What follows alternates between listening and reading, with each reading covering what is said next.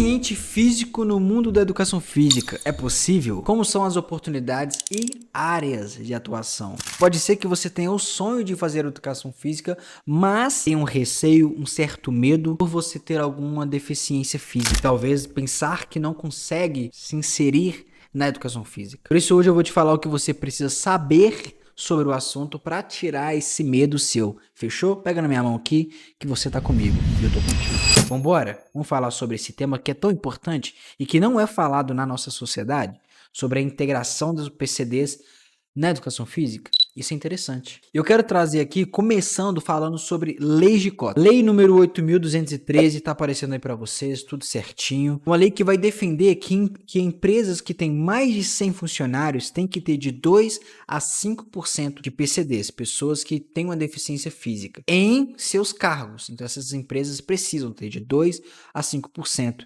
de pessoas com PCDs. Ou seja, existe um apoio do governo, do estado, para as pessoas que são PCD. Isso aí é maravilhoso pensar que existe esse apoio, né? Pelo menos nisso a nossa política não falha. Mas ter essa lei não quer dizer que o estado de fato se importa com isso, porque criou-se a lei. Mas e aí? Tem uma campanha durante o ano ou só criou a lei? E a empresa que se vira. Porque se tem a lei que eu citei aqui agora, então as empresas que contratam não contratam por ser gente boa, mas porque senão elas podem ser multadas. A lei é interessante, mas eu acho que pode ter mais um incentivo ainda, mais campanhas sobre o tema, para incentivar as empresas que mesmo essas empresas que não se enquadram nessa obrigatoriedade, que elas possam repensar e, pô, cara, vou contratar pessoas que têm deficiência física, por que não, né? Então, assim, interessante que tem a lei de cotas para esse público, PCD, mas uma coisa que eu acho interessante é a gente trabalhar falando mais sobre isso. Empresas que podem ter mais de 100 funcionários normalmente são empresas como clubes, times de esporte, academias. Clube também não só de time, mas um clube no quesito de recreação, onde tem piscina, onde tem tobogã, restaurante, essas coisas, sabe? Esses clubes normalmente tem bastante funcionário. Agora, por exemplo, academia não tem. É difícil você perceber uma academia. Na verdade, não deve existir uma academia que tem nem 50 funcionários. Por exemplo, na minha, eu acho que não tem 10 funcionários. Se for 10 é muito. E às vezes a pessoa é PCD, ela quer trabalhar numa academia, só que a academia não vai contratar. Por quê? Não sei. Então existe essa deficiência no mercado. Por exemplo, na academia que eu treino, o único PCD que tem lá, e eu não sei se a deficiência dele é um fator genético, ele nasceu, ou se foi um acidente. Ele tem um problema no andar, a caminhada dele é difícil. Adivinha o cargo dele lá? Ele é faxineiro. Por ele ser faxineiro, talvez ele não seja um profissional de educação física, né? Ele não se formou. Isso mostra que talvez a função que um PCD vai alcançar é uma função que não é tão bem vista aos nossos olhos no quesito de pagamento de que a gente deseja, né? Ah, quando eu crescer eu quero ser faxineiro de uma empresa. Hein? A gente não pensa nisso. Isso se torna uma opção por falta de oportunidade. E aí, por que tem um PCD logo nessa posição? Talvez pela falta de oportunidade em outros cargos, né? Então eu joguei isso aqui de início para vocês pensarem. Mesmo com a lei de cotas, não vemos muitas vagas de emprego na educação física para PCDs. No meu grupo, na comunidade no WhatsApp, sobre educação física, onde lá eu mando vagas de emprego, etc e tal, tá aí na descrição, você pode entrar. Por mandar oportunidade de emprego, de estágio, eu acabo vendo semanalmente sobre as vagas de emprego que vão surgindo dentro da educação física. A maioria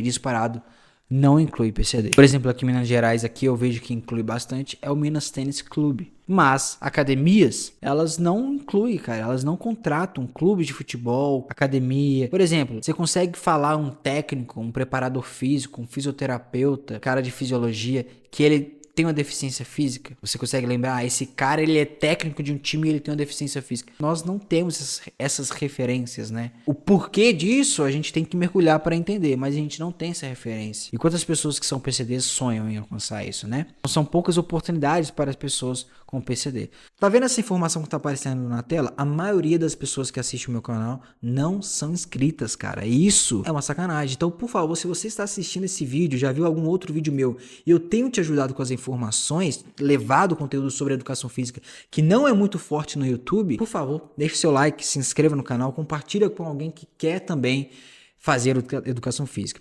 Eu conto com a sua ajuda, demorou? Bom, as áreas normalmente que tem mais PCD, e isso aí é uma observação minha, como eu falei, eu fico pesquisando vagas de estágio, de emprego para mandar lá na comunidade e acaba que eu percebo isso, né? Normalmente são escolas, e infelizmente nunca vi um professor de educação física sendo uma pessoa com deficiência física. Porém, se você jogar no Google e pesquisar, vaga de emprego, PCDs, escola, vai aparecer no LinkedIn, eu acho. Como eu falei, algumas empresas como Minas Tênis, elas contratam PCDs para certos cargos, e isso é interessante. Essa semana mesmo eu vi. Esportes adaptados para Olimpíadas, por exemplo, né? E aí, normalmente, pessoas com deficiência física trabalham nesse mundo, né? Menos que pessoas que não têm deficiência física. Até nesse universo que é para inclusão, pessoas que ensinam normalmente não são PCDs. E a maioria das vezes que a gente vê uma pessoa com deficiência física, com mais visibilidade e reconhecimento no mercado, é uma pessoa que é palestrante. E nem todo mundo, na verdade, eu acho que a maioria não tem esse desejo de ser palestrante.